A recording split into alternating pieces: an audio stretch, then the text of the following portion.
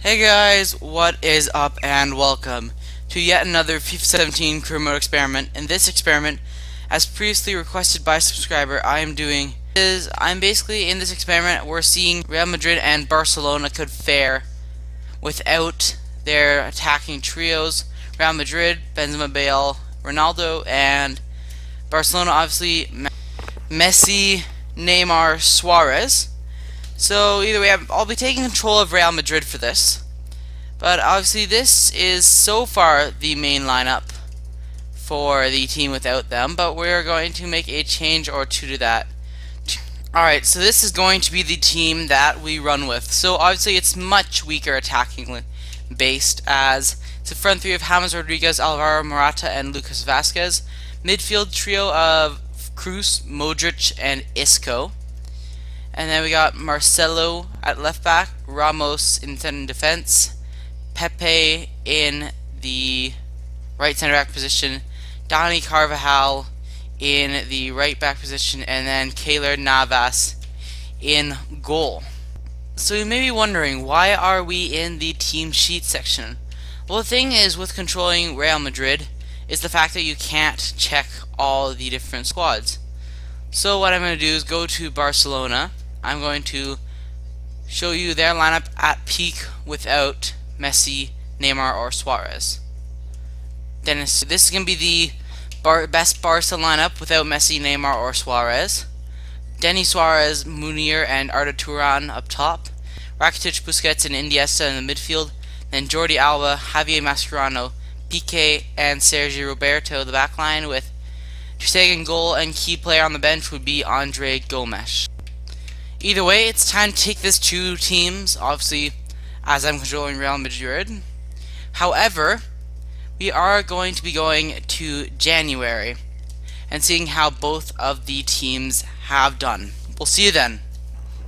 So, we are now into January. So let's take a look at how Real Madrid and Barcelona are doing. So Barcelona and Real Madrid both made it to the round of 16 in the Copa de España. In the Champions League, they both managed to make it into the round of 16 also. And in terms of the league, Barcelona are in 8th. While Real Madrid have been doing very well, have got themselves still at the top of the league, but Barcelona is having a shocker. 8 points behind, 16 games in. Quite surprising there. So, in terms of the, let's take a look at the top scorers now. Let's see if who's in there. So, Cuenca is the top scorer for Granada. Isco has 8. Denis Suarez has 7. Marcelo has 6. Wow, quite a stat for him. And Arda Turan has 4 goals.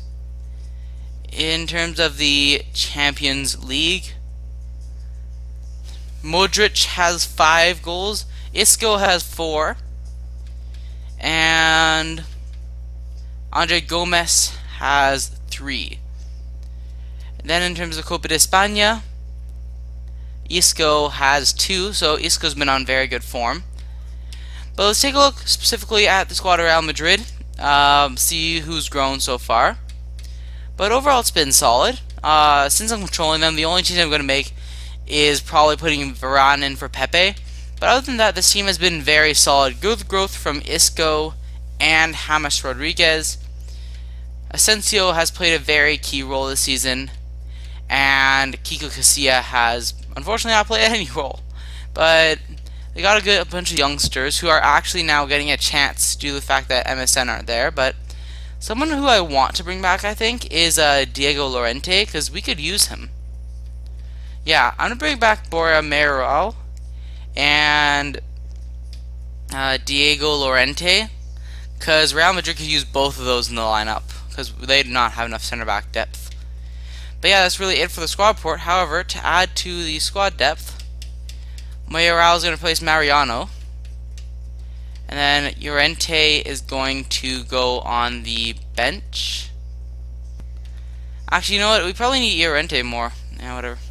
But either way, Llorente is going to act as a squad player for us. Obviously, you'd love to see him getting that sort of experience with Malaga, but at the same time, at least for a one-season simulation, it makes way more sense to ensure that you can have your full team. But either way, now it's just going to be time to simulate to June, see what happens, and yeah, we'll take a look at the stats for the rest of the season after that. See you in June. So we are now into June, and so obviously you can see Real Madrid won the title, so they weren't really affected without the front three. But if you take a look at Barcelona, they finished in 9th, which is extremely poor for them. So really in the end, I have to say Real Madrid didn't really, they had kind of like the squad depth to deal with their problems, but Barcelona had none. So yeah, in the Copa de España, Barcelona got thrashed 5-0, and Real Madrid lost 3-2 in the semi-finals. In terms of the Champions League, Real Madrid lost in the final 3-2 to Bayern, while Barcelona lost in the round of 16 to Bayern Munich. So overall, not a terrible season for Real Madrid. Still pretty solid. Perez would probably still fire the manager if they did that, but you know, that's not the problem. So Denis Suarez had a very good season. 16 goals is quite something for him. Then Vasquez also scored 16 goals, so very good season for those two. Arda Turan popped up with a decent season, 12 goals. And then there's literally no other Barcelona Real Madrid players other than Isco, who scored 9. In terms of assists, Asensio and Vasquez got 3rd and 4th. Asensio was 12 and Vasquez with 8, so pretty solid from them overall. And then taking a look at the stats for the Champions League, Modric didn't score any goals leading up to the final, so Arjen Robben and Robert Lewandowski ended up tying for the top goal scorer at 6. Vasquez was the leader in terms of assists with 6 for him. Let's take a look and see how the squad has done. So James Rodriguez has grown a lot. Pepe has weakened very much, so a little bit disappointing from him. But either way, let's take a look. Just quickly skim through the starting lineup. So Navas played well to his part. Not bad anybody too noticeable, though I have to admit Isco had quite a good season. Vasquez was dominant in the league. Morata played a lot, didn't do much. James Rodriguez did not play enough, honestly. He did not play enough for how good of a player he is, but 8 goals. Marco Asensio is an absolute beast. 12 goals and 12 assists. Casemiro, pretty solid in the defensive midfield. Borja Mayoral got into a bunch of games, obviously, as we were looking for more striker depth.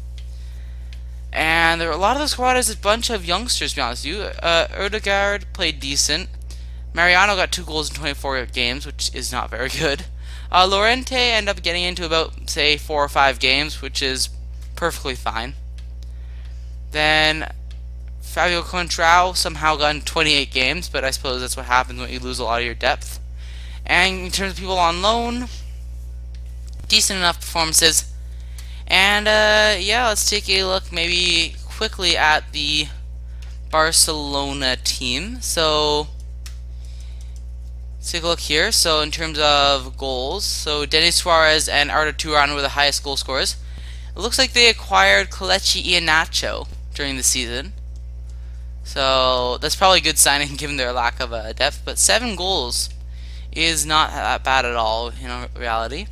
But the goal scoring was very consistent. Only 1, 2, 3, 4, 5, 6, 7, 8, 9, 10, 11, 12 players scored all season for them. 12 all season. That is really poor, to be honest with you. So they did okay, but you can tell Barcelona, as they are in real life, were much more dependent on MSN than they should be. But that's going to be the end of the experiment. So I want to thank you guys for watching. Hope you guys enjoyed this experiment, and if you're into these kind of experiments, then feel free to subscribe, and I'll see you guys later. Peace!